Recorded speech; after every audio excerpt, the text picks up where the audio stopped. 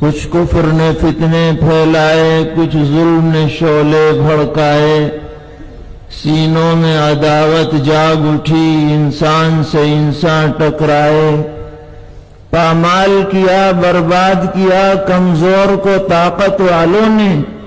جب ظلم و ستم حد سے گزرے تشریف محمد لے آئے، رحمت کی گھٹائیں لہرائیں، دنیا کی امیدیں برآئیں، اکرام و عطا کی بارش کی، اخلاق کے موتی برسائے، تہذیب کی شمعیں روشن کی، اونٹوں کے چرانے والوں نے کانٹوں کو گلوں کی قیمت دی، ذروں کے مقدر چمکائے، اور مکے کی زمین اور عرش کہاں، پل بھر میں کہاں، دم بھر میں کہاں، پتھر کو عطا کی گویائی اور چاند کے ٹکڑے فرمائے، اور عورت کو حیا کی چادر دی، غیرت کا غازہ بھی بخشا، شیشوں میں نزاکت پیدا کی، کردار کے جوہر چمکائے، اور توحید کا دھارا رک نہ سکا، اسلام کا پرچم جھک نہ سکا۔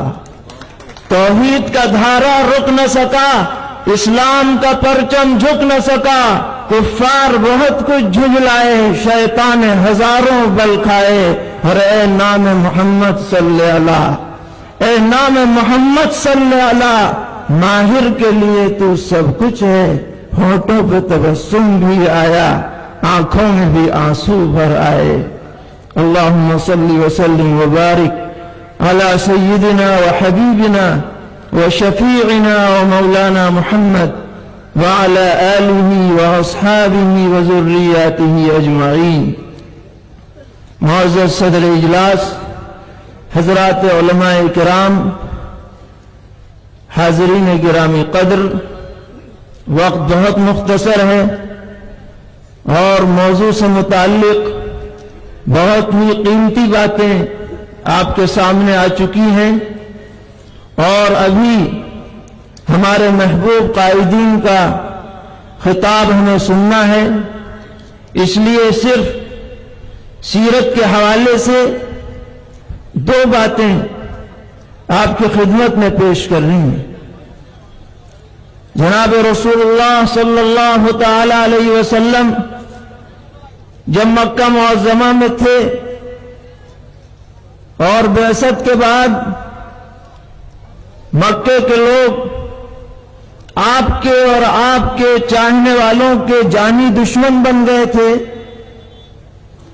تو آپ نے اللہ کے حکم سے اپنے صحابہ کرام رضی اللہ عنہم کو اجازت دی کہ یہاں مکے میں رہتے ہوئے دین پر عمل دشوار ہو رہا ہے، اگر کسی اور جگہ کوئی جانا چاہے ہجرت کر کے تو چلا جائے۔ چنانچہ صحابہ کرام رضی اللہ عنہم کی ایک جماعت حبشہ چلی جاتی ہے۔ اس وقت وہاں کا بادشاہ عیسائی مذہب کا ماننے والا اسحمہ، جس کا لقب نجاشی تھا، بڑا ہی امن و امان اور انسانیت پرور شخص تھا۔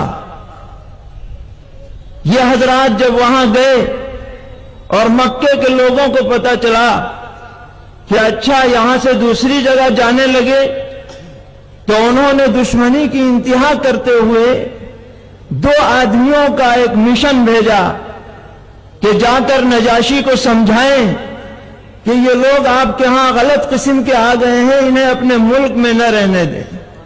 یہ دشمنی کی انتہا ہے کہ نہ مکے میں امن سے رہے، نہ دنیا میں کہیں اور بھی امن سے رہے۔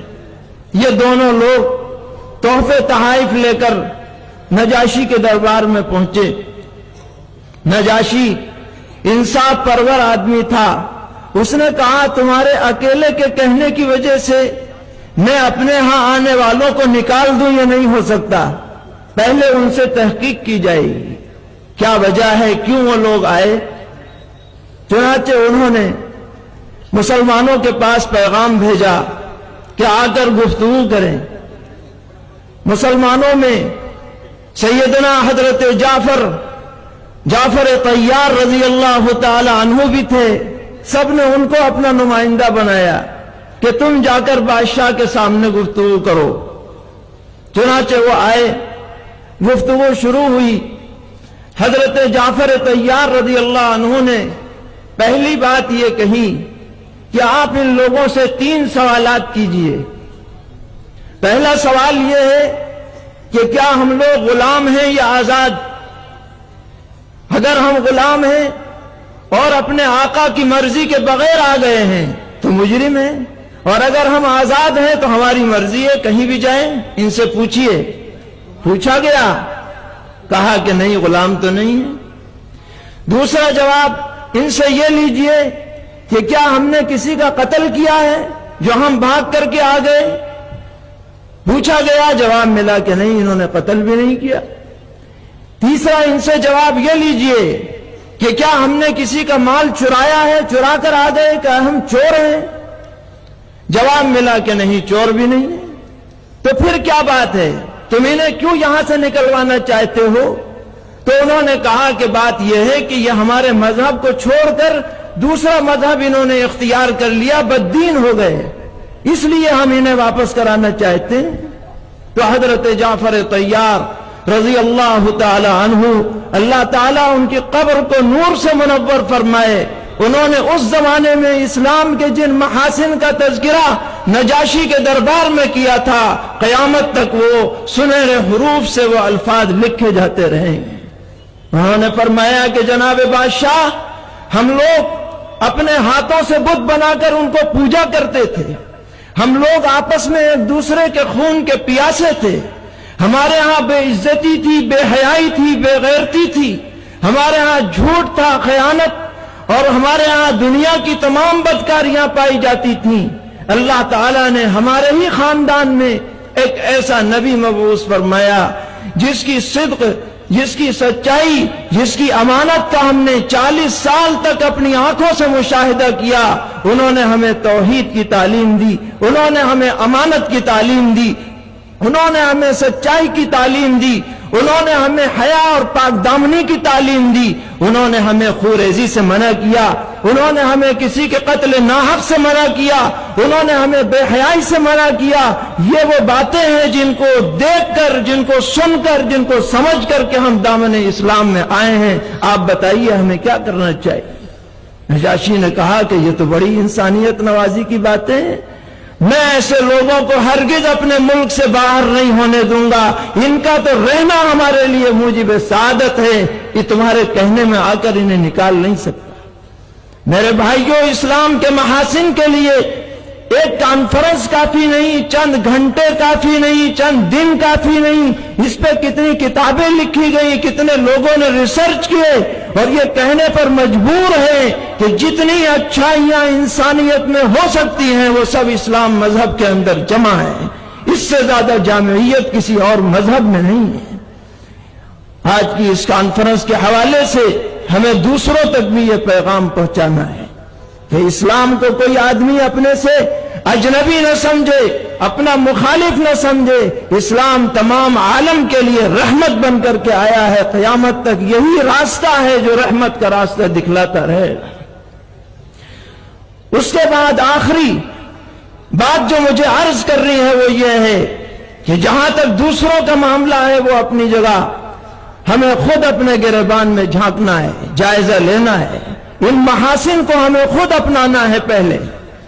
اور اس کے بارے میں سرور عالم جناب رسول اللہ صلی اللہ تعالی علیہ وسلم نے آخری حج کے موقع پر جہاں بہت ساری ہدایات دی, ایسا کرنا, ایسا کرنا, ہر آدمی چاہے کالا ہو, گورا ہو, امیر ہو, غریب ہو, عربی ہو, عجمی ہو, سب برابر ہیں. عورتوں کا خیال رکھو, سود خوری مت کرو, کسی کا ناحق قتل نہ کرو, کسی مسلمان کو کافر مت کہو. یہ سب باتیں بیان کر کے آپ نے ایک ایسا جملہ ارشاد فرمایا, میرے بھائیو, سیرت کی کتابوں میں جب وہ جملہ پڑھا جاتا ہے تو دل کانپ جاتا ہے.